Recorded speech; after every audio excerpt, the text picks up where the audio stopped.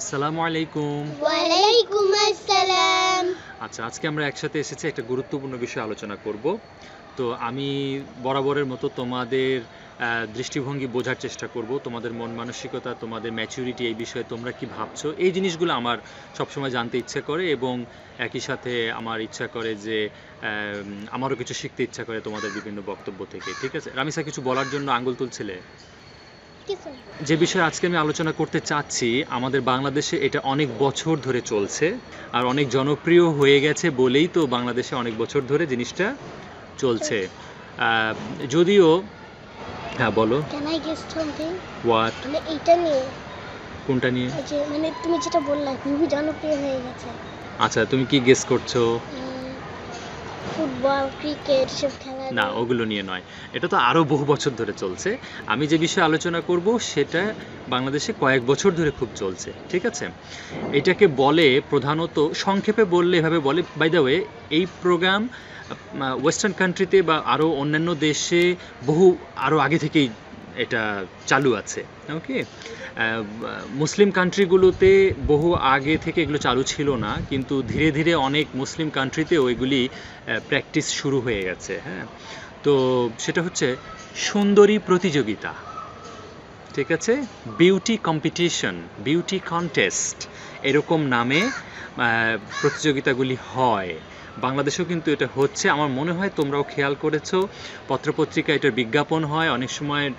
At least ঢাকার বিলবোর্ডে আমরা দেখেছি যে সুন্দরী প্রতিযোগিতা শুরু হবে, এটার জন্য তরুণীদেরকে, মেনলি তরুণীদেরকে আহ্বান করা হয় যে তোমরা দ্রুত এসে রেজিস্ট্রেশন করো, আমাদের প্রোগ্রাম শুরু হয়ে যাবে।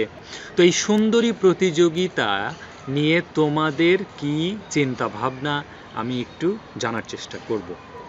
হ্যাঁ জুমানা বলো।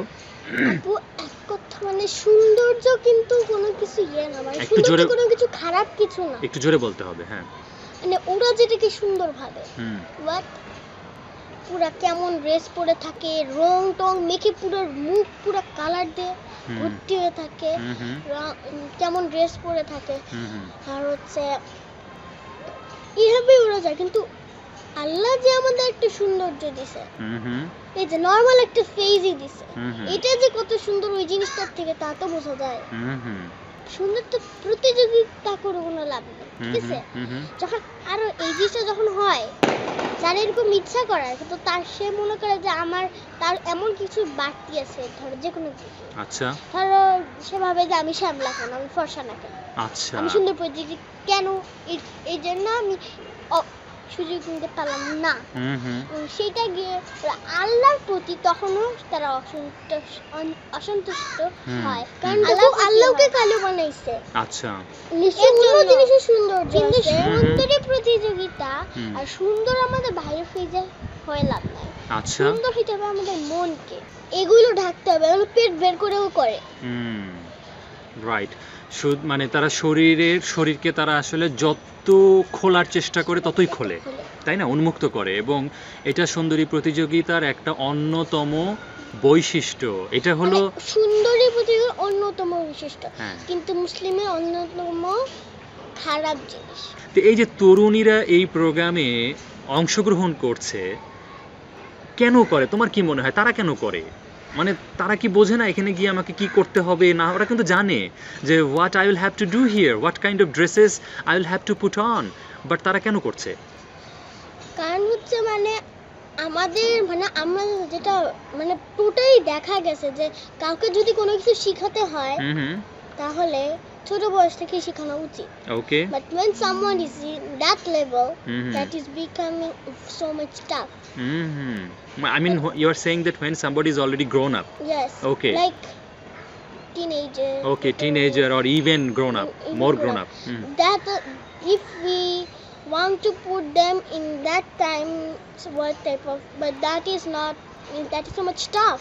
okay, So if I think they know that they have to put on that type of dress in there, hmm, hmm, but you are saying that they know that they will have to put on Put on short short dress, okay, but and still they are joining. yes, Why? because মানে আমার ওদেরকে যদি কোনো কিছু শেখানো হয়নি, হুম, হুম, তো ধরো তখন যদি কোনো কিছু জোর করে শেখাতেই হয়, হুম, হুম, they become some Angry. angry. হুম, হুম, কিন্তু ওদের ছোটবেলা থেকে যদি প্রশিক্ষণ দেওয়া হয় যে না এত অ্যাংরি হওয়া যাবে না, দেন দ্যাট ওয়াজ ইজি। সো তুমি বলছো যে ওদের প্যারেন্টিং ঠিক মতো হয়নি, বা ওরা আসলে One reason, জানেই না, বোঝেই one নাই, reason. ওদেরকে কখনো বোঝানোই হয় নাই যে আসলে অশালীন পোশাক পরা যাবে না। One reason. Okay, this is one reason. Okay, Ramisa কিছু বলতে চাচ্ছো? তো আমার মনে হয় ওরা যখন ছোট ছিল ওকে, ওদেরকে নিয়ে ওদের বড় কেউ দেখতো এবং মজা পাইতো। এমন হয় না যে খুব মানে আগেই দেখতাম কিন্তু আস্তে আস্তে যারা দেখতে পারলাম যে এটা দেখা উচিত না, ওকে, কিন্তু এমন সময় বুঝতে পারলাম যখন আমার বাচ্চাটা টিনেজার হয়ে গেছে, হ্যাঁ, সে ছোটখাটো দেখে সবাই এটা মজা পায়। তো হ্যাঁ। আমার মনে হয় আমি সবাইকে আমার বাবা মাকে মজা দিতে পারবো এটা দেখায়। চমৎকার কথা। আমি যখন তার ইয়া করতে পারবে আচ্ছা বাবা মা না মজা অন্যরা তো মজা পাবে, অন্যদেরকে তো মজা দিতে পারবো। রাইট, আমার মনে হয় এরকম কোনো ধারণা হতে পারে। আমি রামিসার কথাটাকে একটু সামারাইজ করতে চাই, ইন কেস যদি ঠিকমতো দর্শক না বুঝে থাকে। আমি সত্যি খুবই খুশি হয়েছি তুমি এই পয়েন্টটাও তুলে ধরেছো, যে রামিসা যেটা বললো জুমানা, সেটা হলো যে রামিসা বলল যে অনেক সময় এমন হয় অনেক পরিবারে ছোট ছোট বাচ্চাদেরকে নিয়ে বাবা মারা এই ধরনের সুন্দরী প্রতিযোগিতা টেলিভিশনে উপভোগ করে, তারা খুব মজা পায়। তাহলে ওই ছোট বাচ্চাটা কিন্তু মনে করছে যে এটা তো খুব মজার প্রোগ্রাম, এভাবে এবং আমার বাবা মা মজা পাচ্ছে, আমি যদি করি আমার বাবা মা আরো খুশি হয়ে যাবে রাইট। আমার ওই উপর। বাচ্চাই যখন বড় হলো সেও মনে করছে যে আমার বাবা মা তো সবসময় এটা দেখেই এসছে, এটা খুব মজার একটা প্রোগ্রাম, খুশি। তা আমি আমার বাবা মাকে খুশি করতে পারি এ ধরনের প্রোগ্রামে অংশগ্রহণ করে। প্রতি বছর এই বাচ্চাটা বা এই ধরনের প্রোগ্রাম যখন দেখছে, তার বাসাতে টেলিভিশনে সবাই উপভোগ করে এবং এটা নিয়ে কেউ কোনো নেগেটিভ কথা বলে না, বরং এটা দেখবার জন্য তারা হয়তো বা একসাথে আয়োজন করে বসে।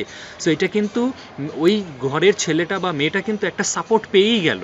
ছোটবেলা থেকে অন্যরকম ভাবনা করে, কারণ তাদের কাছে এই জিনিস এই জায়গাটা একটা নতুন জায়গা, হ্যাঁ, হ্যাঁ, তাদেরকে এটা আস্তে আস্তে বুঝে নিতে হবে নিজে নিজে। রাইট, মানে ছোটদেরকে আবার এমনি বোঝানো যায় না, বড়দেরকে এমনি বোঝা যায় না না এটা ভুল হয়েছে, এটা হেভি করতে হবে। হ্যাঁ, ওদের যেটা ভুল হয়েছে এটা Right. একটু মানে ছোটবেলায় বোঝানো যায় তার না। মানে ফ্যামিলি একটা সাংঘাতিক জায়গা যেখান থেকে এই সমস্ত আমরা সন্তানদেরকে সঠিক এডুকেশনটা দিতে পারি। অলরেডি বাংলাদেশে একটা শুরু হতে যাচ্ছে এবং তোমরা জানো এই প্রোগ্রামটা যে নামে পরিচিত সেটা হচ্ছে লাক্স চ্যানেল আই সুন্দরী প্রতিযোগিতা। যারা এই প্রোগ্রামগুলি করছে তাদেরকে কি বলতে চাও, তাদেরকে প্রতি কোনো পরামর্শ আছে? One is do not do that. Do not do Again. That. Okay, again do not do that again. Ramisa কোনো পরামর্শ দিতে চাও? হ্যাঁ প্লিজ যেটা না করে ওরা। যাতে না করে। আচ্ছা, ওদের বাবা মার প্রতি কোনো পরামর্শ আছে?